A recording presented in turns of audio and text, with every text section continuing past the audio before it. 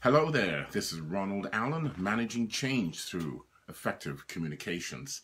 And for some reason, I'm seeing a slight shadow over today's airing of our discussion. So we will muster through, as they say. What influences what? Your personal expectations or your professional desires? Right? So the discussion for this evening is what influences what? And this discussion came about because I'm going to be volunteering for a group of certifying coaches through Columbus University coaching certification program. So I'm going to be kind of the guinea pig. And in reading through what to expect and what these people have gone through over the last 2 years, it was interesting to see that, and the psychology of this, good afternoon, Susan, thanks for checking in with me, that both our personal and professional, shall we say, influencers can sometimes get a little hazy, if not mixed up. And granted, we try our best to put on a good front, a professional front. It is the personal drivers in our life that really push us beyond what is initially capable, beyond some of the challenges that we face, and certainly the credentialing, academic, and professional face that we have to put on when we go out there into the marketplace and become economic units. And some of you have heard me use that expression before. And I attained that concept, that understanding, from an executive at a Citigroup, Citicorp, I think at the time. And it was way back in the late 80s, another lifetime away. And I was attending this conference, and this woman got up, and she had all these credentials, and she was very versed, very driven. And the one thing she did say that strikes me even to this very day is that we should be thinking of ourselves as economic units in terms of what it is that we're trying to achieve, what resources we can bring to the table so we can be part of the process. That was her focus of her message. Well, what drives us in many of these situations, and all you have to do, as you know, when you listen to any of my chats, I always talk about anchoring yourself to what you believe, what you've been shown, what you've been educated to understand reality, and then say to yourself, challenge that reality, challenge that belief system based on the way life is coming back at you, right? So you don't need mommy or daddy. You don't need even the socially acknowledged or recognized that you have subscribed to those environments, those belief systems. You don't need them to tell you, because life is the ultimate test, right? That is the ultimate litmus test. How we engage, how we put ourselves out in life, life sends it back, sends us a response, sends us a reply. So now you have to have the courage, you have to have that instinct, you have to have that super consciousness, we spoke about that the other night, and say to yourself, is this valuable? Is this what I want?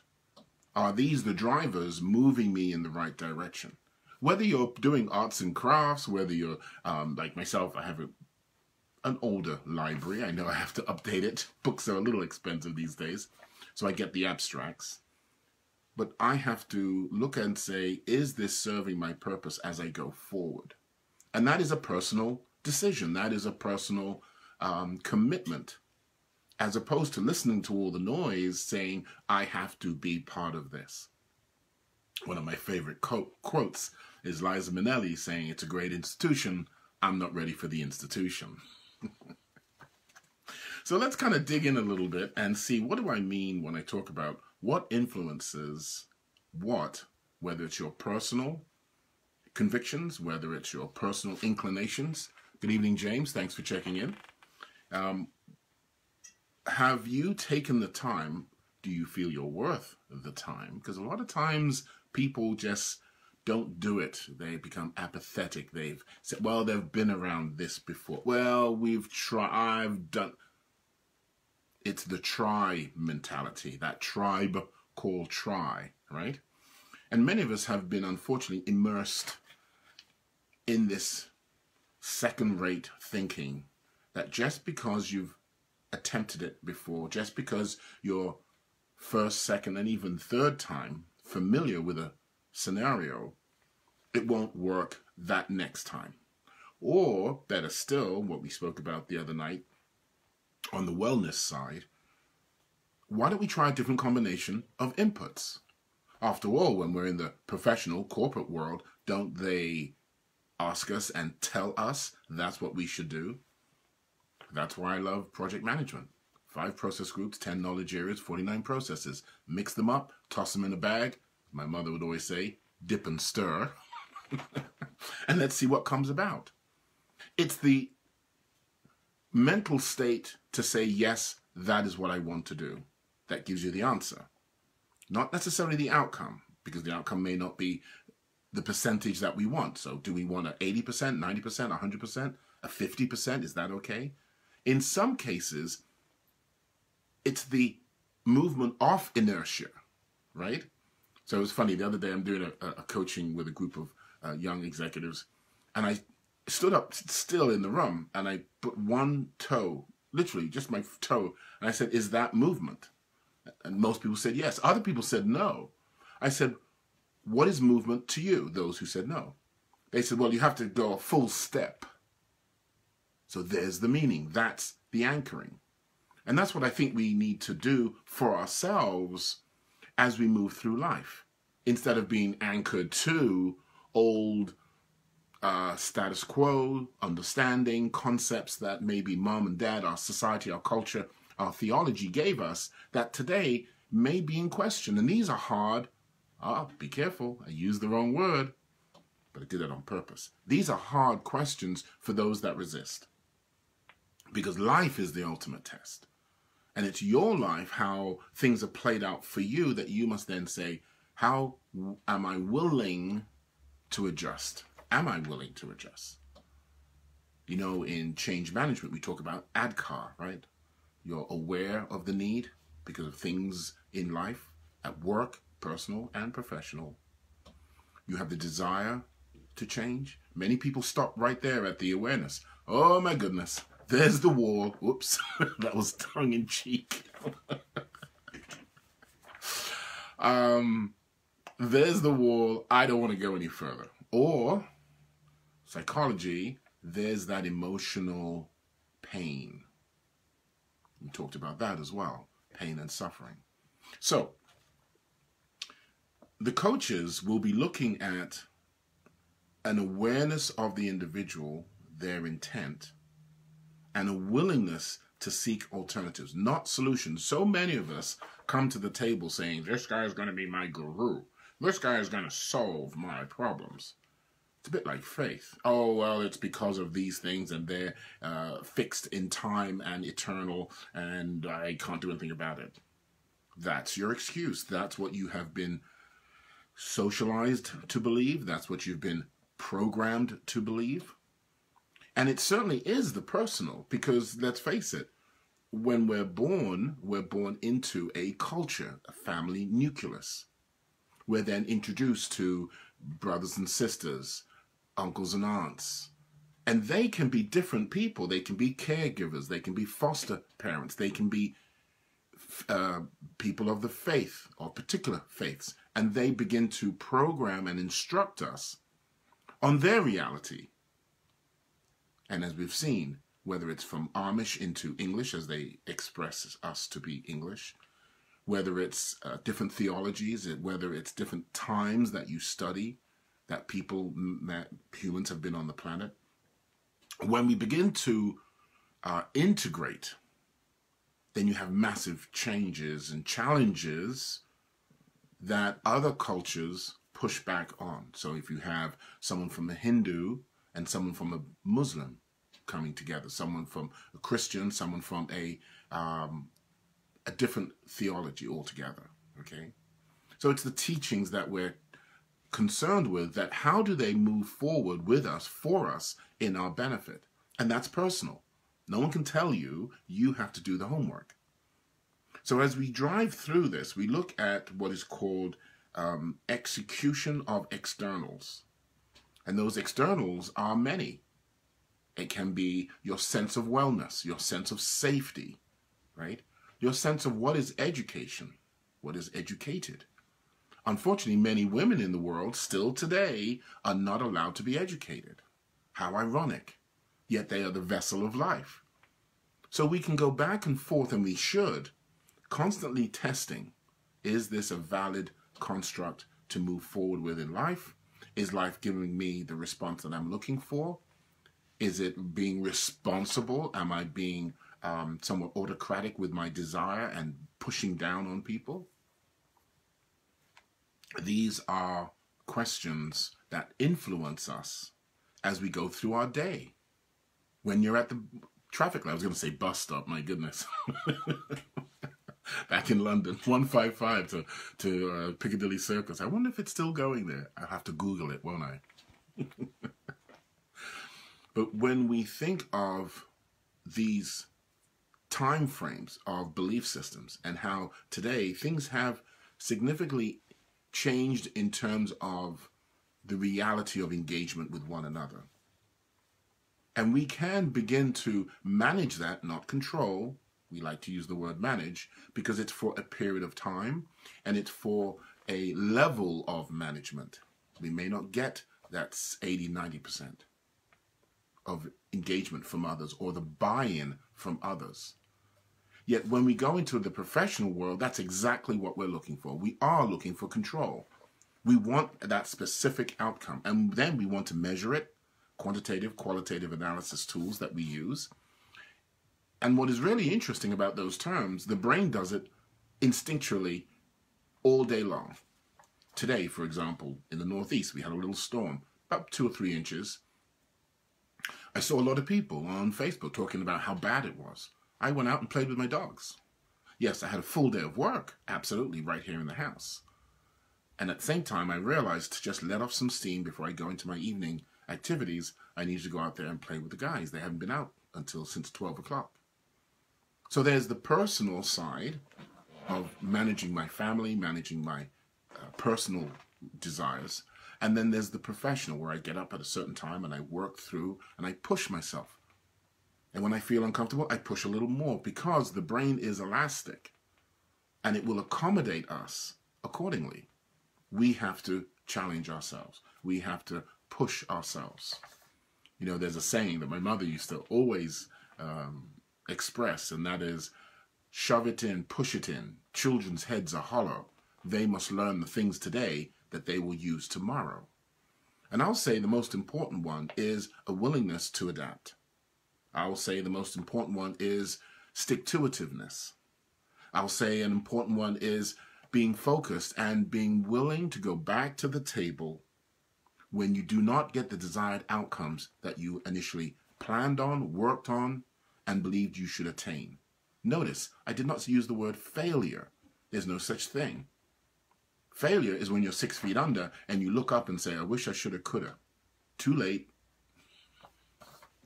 It's those personal things. Now, some people might say, well, what about those corporate executives and they're doing incredible numbers, like Michael Bay, I think his name, Michael Mann, who did Transformers and made literally $90 billion across the world selling the rights of this movie and, of course, people watching it. Great series of which I thought were real sci-fi kind of movies, but then found out through my wife they were nothing more than children's toys here in America. I did not grow up with that.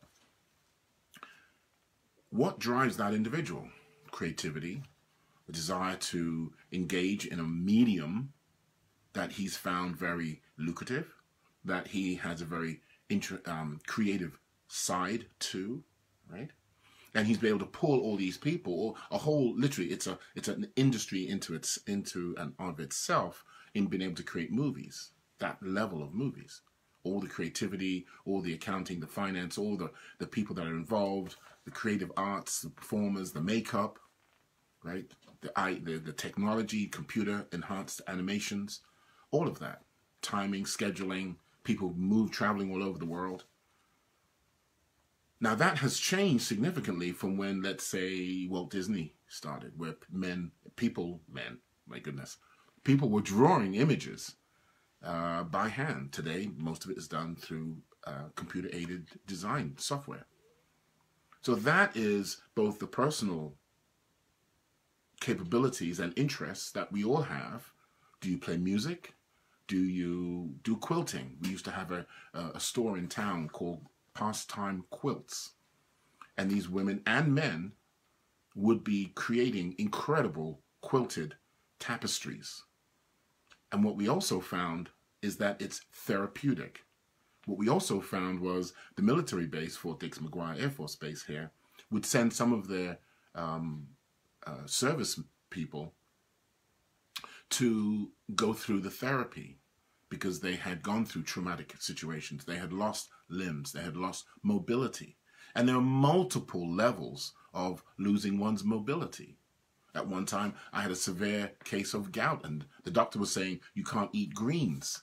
Well, my comical response was, you ever heard of a guy called Popeye with the spinach? The point of that is when we look at the personal and professional influences and we're trying to make sense of our world, are we holding ourselves within the proverbial box that something, some society, some social group has given us? Or are we looking for what is not familiar, what is actually unknown at this time, what is another person's ability to deal with life in the personal and the professional? When we hear about people who come from very desperate situations and they excel in academics and they do incredibly well, what is it that's driving them? Can we tap into that? Will we allow ourselves to tap into that? In many cases, it is a matter of allowing yourself the freedom to say, let me look at an alternative. Interesting stuff. So the path, understanding, the path is to understand that it is a process. And instead of trying to jump up and down and go wild and crazy, and I love Anthony Robbins, I've been watching him for decades, what I've found is that no matter what, he comes back to the table. He comes back to the trough. And he's looking for another old expression, golden nugget, another idea, another construct, and even a different meaning to what he thought he understood before. For those of you who love to go to the library and read, there are different days that the library has, shall I say, a different feel to it. It can be because maybe there are some young college students there. Maybe there's a day where seniors come together and read to people who are not able to get out and about, but they cohabitate at the library for a day of reading. Have you been at the library when high school lets out? I was in Ballackinwood the other day in Pennsylvania, and the kids came in and it was, oh my goodness, it's very noisy. But Ballackinwood was the same noisy youth as in the city itself, right there on Route 76, the main library. There was a slight difference, and I enjoyed that nuance. I recognized the nuance. I allowed my senses to recognize the nuance. Are you doing that for yourself? Are you doing that in your environments? What about those of you, and my wife and I have had extensive experience in caregiving, both our mothers, respective mothers.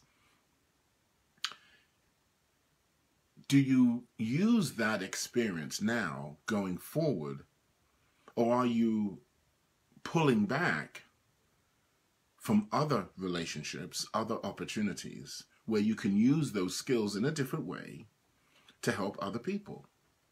These are some very powerful nuances in our personality. And good evening, always great to see you. James, good evening. If I didn't say hello to you before, I apologize. These are the subtleties of growth, right? And yet we don't pass that on to our youth. The experience they have, let's say someone has a bad first date. Instead of saying it's okay, how about we say there is a growth opportunity? How did you feel? What were you expecting? When you have days and days of looking at someone who's dying, and I've had that experience with my mother, and then you juxtapose that with the experience of knowing that if my mother-in-law, I'm getting a little personal here, I think I'm making the point of the personal and professional influences in our life. In my mother's case, it was drawn out. And for days and nights, I would have to accept that reality, that the morning she wouldn't be here. And yet every time and again, and one particular incident which I love and I relish, she was choking. I called her mother, her sister, came over, saved her life because I was not familiar with the necessary process. And that next morning, she was out gardening. So how do you make sense of that? How do you use that experience as an influencer in your life to move forward?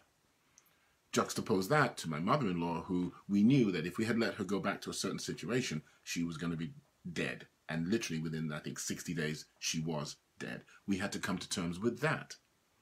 Now, do you pull back from life and say, I don't want to feel that experience again?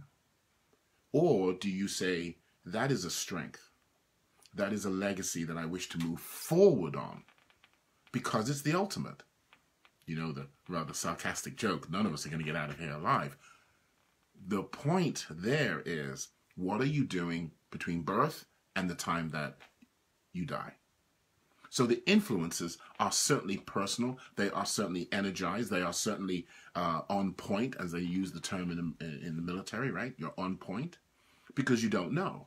So what are you doing? What are you doing to get over your fears, your frustrations, your inability to get the type of outcome that you're looking for?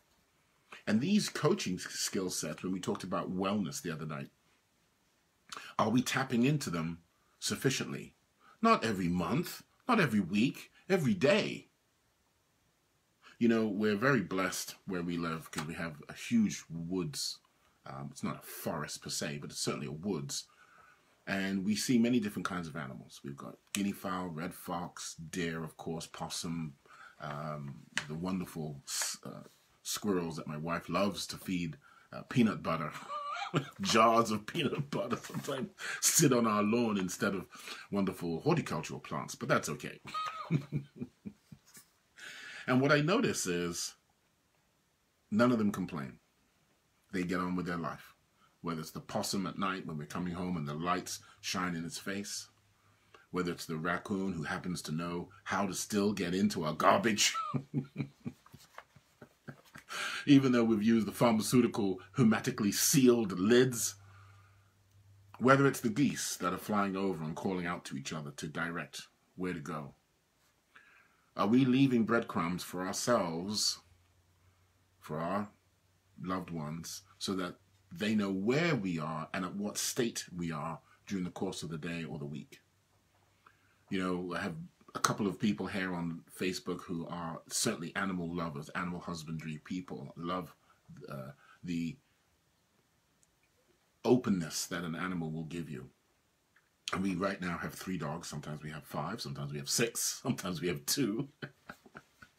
But right now we have 3 dogs, and their influences on me are significant. They calm me down. They let me know that they want some basic things. They want my time. They want my affection.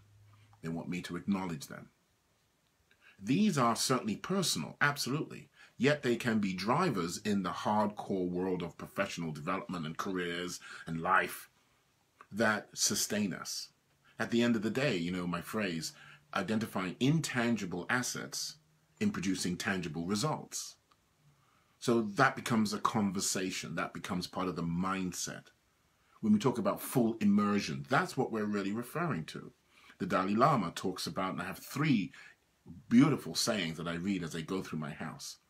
And each one is about life, the preciousness of life. 2, the ability to give as you have life. And 3, what can you account for when your time is up? It's not to be sad. It's not to be morose. It's to be energized. It's to be totally pumped up. It's to get out of the funk, help you get out of your funk. It's to help you with those influences, to balance them out. And you take those for yourself. And as you begin to have more or better management of your state, now you have the influences in your favor. You have a wellness, a sense of wellness. We call it emotional quotient. Isn't that interesting? They had to use emotional quotient in the business, the work environment, for it to be significant in other areas of our life.